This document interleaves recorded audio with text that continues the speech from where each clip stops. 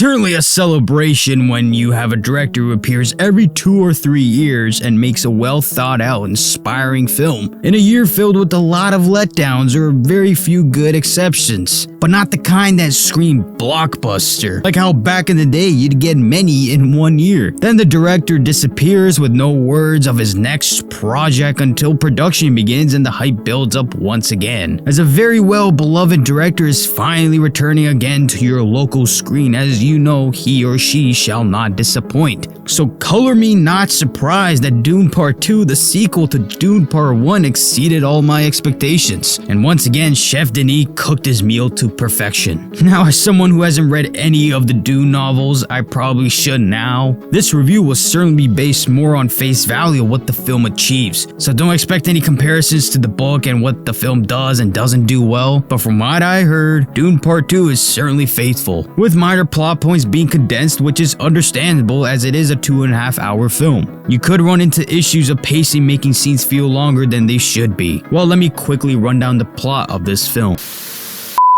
Prophecy is how they enslave us! The war for freedom between the Fremen and the Harkons rages on, which begins to elude Baron Vladimir, as a member of the Atreides still lives, despite Vladimir launching a genocide on them. But things aren't really going easy for Paul, as many of the Fremen don't trust him, even after since he killed their prior leader in a fair 1-on-1 combat. With two sides of the Fremen being divided, one who believe in the faith and prophecy while the other believes this whole faith is just a bunch of hocus pocus. Chani seems to gather her own faith in Paul Atreides, and the two seem to get along, and thus the trust between them starts. But that simply sets ground for Paul's rise to power, as his mother, Lady Jessica, drinks the water of life, gaining power of seeing visions and the future. She has that cult of personality and mindset. She wants to sway all the Fremen to believe Paul Atreides is that prophesized hero, embarking them into a land of paradise. Thus she begins to manipulate, working within the walls, using her new power into play,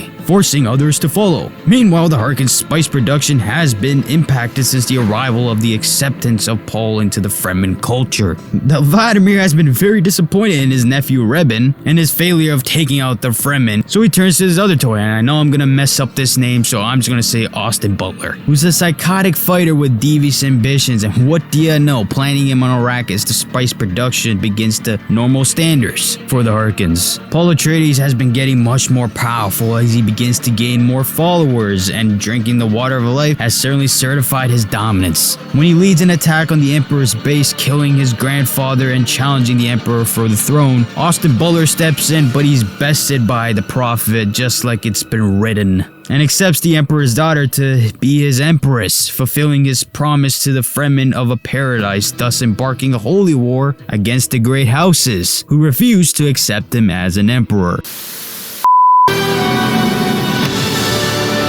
Allegiance is to you. Now, it might be early as the year hasn't even reached the first quarter, but we may have a juggernaut contender for another sweep, just like Oppenheimer last year. Dune 2 exemplifies how to make a compelling sequel to a beloved first film. Now, my thoughts on Dune Part 1 aren't that high compared to how fans perceive it as Denis top films, which I highly disagree, as it does have its own issues such as pacing, but it was definitely a nice setup for Dune 2, which resolved a lot of the issues I had with the first film. Now, as someone, like I said, who isn't fairly invested in this franchise, nor had interest with the books, well, you can sign me the fuck up, as Denis has won me over. It's far more mature, riddled with elements of Star Wars vibes with its technology, but it's not Star Wars, if you know what I mean. They have their own fighting styles, weapons, ships, which all adds to the world building this film does very well. So I just want to get the elephant out of the room. It's a damn long time since a film has looked expensive. $190 million budget film that looks like a $190 million budget film. Is this even possible now? Technically speaking, it visually excels compared to a lot of films nowadays, which rely heavily on glorifying CGI and making the film look more fake on screen, but Dune 2 does not feel this way, nor looks this way. Denis and his team use CGI very carefully, even in scenes that can easily have mistakes like the worm writing scene, but with time and patience, it can come a long way, and it certainly did. With the amount of delays the film received, it's almost a blessing they did, as they aren't looking for a quick cash grab that many studios love to do. I'm looking at you, Mr. Mouse, but actually focusing on making the film appease the audience. And the sound, the score by Hans Zimmer, and the cinematography have all exceeded my expectations. And if Greg Fraser doesn't receive his rewards where it's due, it's a well-made argument for a ride. As someone who wasn't big on Paul Atreides' character in the first film, I am now, it's clever how Denis wrote Paul from the first film to now, especially for those who haven't read the books, including myself. Seeing as this hero that many began rooting for, to now an emperor who has so much power at his disposal that the worst has yet to come. I mean, the dude was ready to use atomic bombs on the great houses. It's certainly a nice take on depriving and reversing many predictions fans had, allowing for much more of a mature story than the common trope of a hero saving the day. When Paul drank that water of life, all you can see are negative results on the horizon. Only horror is presented in Paul's rise, and his visions comprehend and excel his fear of what he becomes, and the cataclysmic consequences of his actions near the end of the film, even betraying the trust of someone who he loved. Chani, one of the very few Fremen who trusted Paul at the start. I mean, he pretty much took the Emperor's hand to marry right in front of her, and all you can see is a pissed off look in Zendaya's face. And yeah, she pretty much lost all trust in Paul. But the highlight for me was Lady Jessica, played by Rebecca Ferguson, who does a complete 180, feeling the sense of uneasiness from her character compared to the motherly vibe she had in the first one. She becomes manipulative and also borderline devious, beginning almost a cult in a way that followed this prophecy for his son to gain powerful by his name, which she succeeds in, as many Fremen have swayed to support Paul in his quest to become the emperor for the survival of his people. Another new face in this Dune franchise, not gonna say his name because I know I will butcher it, so I'm just gonna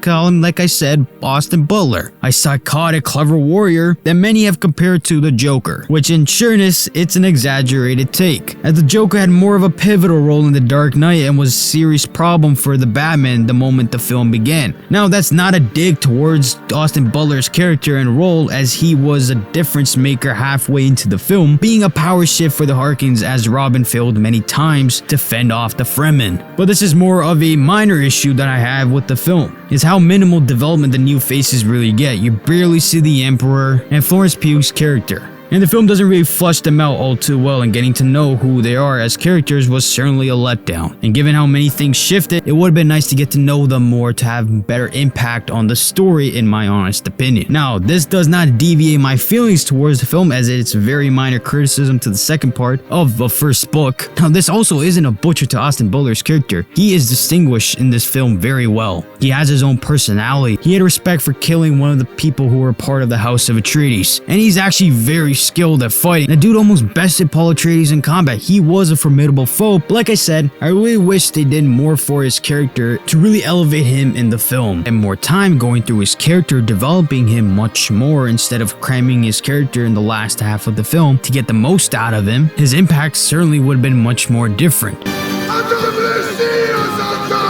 And I certainly can't fucking wait for the third Dune film, which will most likely adapt from Dune Messiah, book which Denis really wants to cover, and no better man to do so than him. But yeah, that's it from me, so yeah, see ya.